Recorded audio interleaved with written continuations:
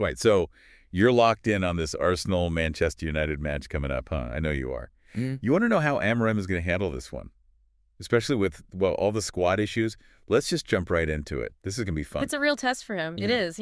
Still early days at United for him. He's got to establish his style and all. And this is Arsenal. Strong side, even with some players out. So high pressure for sure. Yeah, absolutely. Suspensions for Kobbie Mainoo and Lisandro Martínez. Plus, you throw in a couple injuries, too, just for fun. What do you think? How is this impacting that starting 11? Well, let's just start at the back.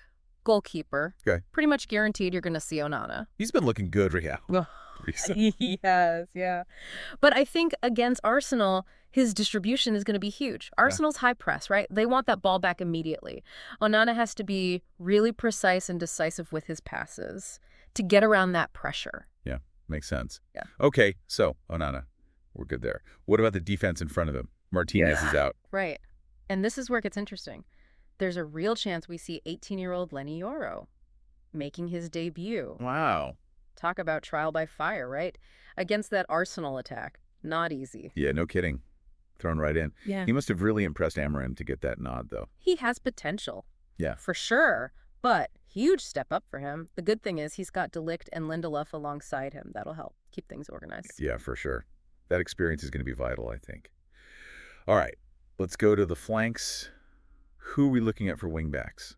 Diogo Dalot, I think, will take the right. And then with Shaw injured, looks like Tyrell Malacia will be back on the left. Both can attack and defend really well, which is key for Amorim. All right. So let's talk about that midfield.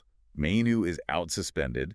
So who fills that gap? This is going to be interesting to see. We should see Manuel Ugarte. He's known for his defensive work, right? So important against this Arsenal midfield.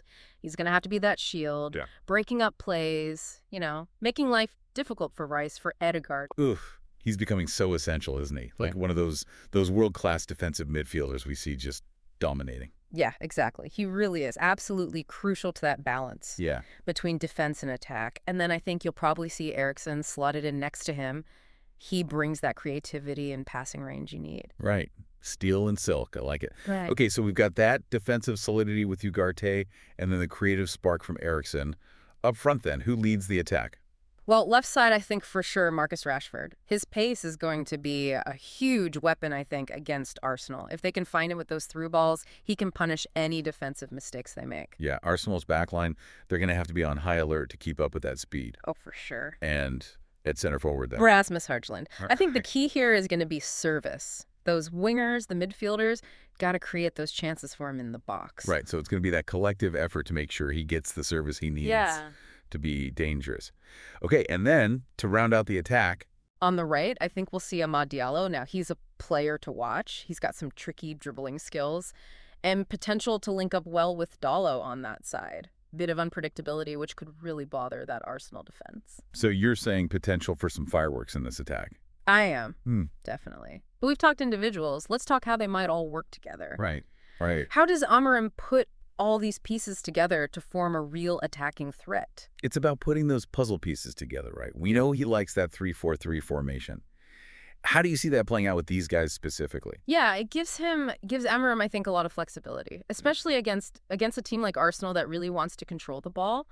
United can kind of sit back, absorb the pressure, and then hit them on the counter with the speed of guys like Rashford and Diallo. So adaptable.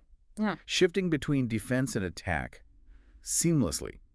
Not just parking the bus, but picking their moments to strike. Exactly. And it starts at the back. Onana. His distribution is so important here. Launch those quick counterattacks with his long passing, bypassing the press, finding those fast forwards. Right, so he's not just a shot stopper, almost like he's that first line of attack. Yeah, exactly.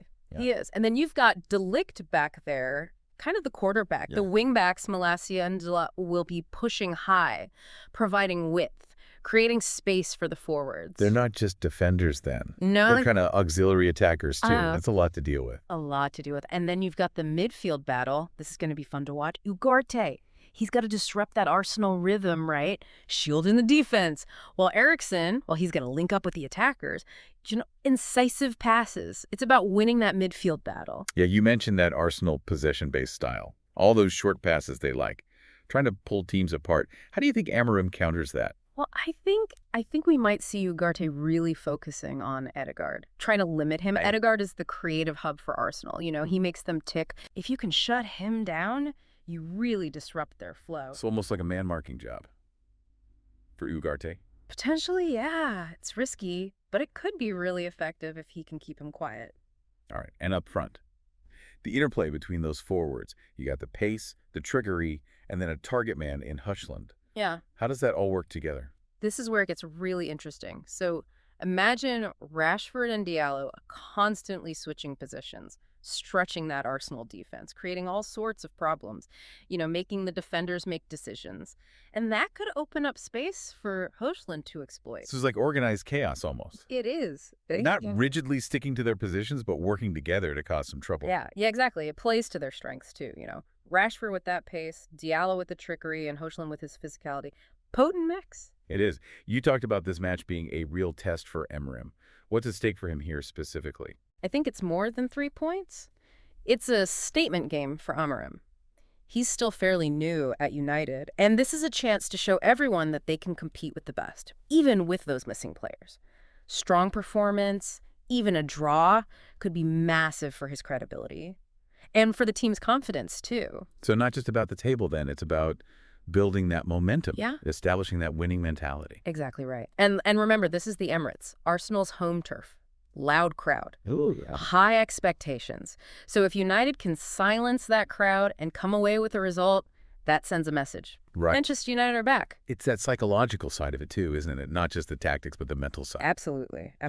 But I got to ask you, what stands out to you when you look at this potential lineup, the tactics, anything particularly interesting or surprising? I think for me, it's Euro potentially debuting. That's really interesting. Talk about a trial by fire. I mean, if he does well against an attack like that, that's a statement. Maybe even a glimpse into the future of that United backline. It could be, yeah, definitely. And think about what that does for the team.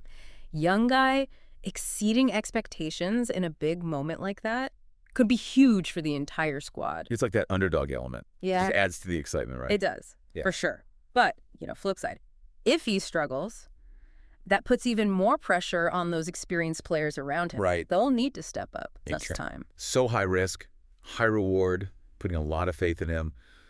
This match could be a real turning point, not just for Euro, but for Amorim too. I think so, yeah. It's a gamble, but it's calculated.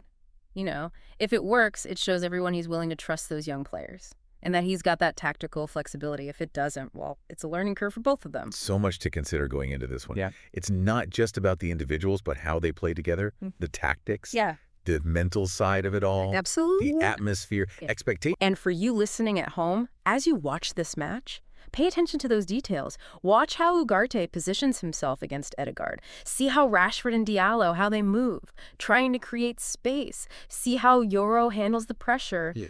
All these little things, they could decide the match. It's like you said, it's that chess match. Every move matters. Well, he died. This is going to be one you don't want to miss. Clash of styles, Yeah. philosophies, ambitions, really. A story waiting to be written. Will it be one of, youthful triumph or a harsh lesson learned? We'll see. We've given you the insights, the potential lineup, the tactics. Now it's up to you to see how it all plays out. Think about the questions we talked about. Watch for those details. Draw your own conclusions. And hey, maybe even try to predict that final score. Enjoy the match. Score.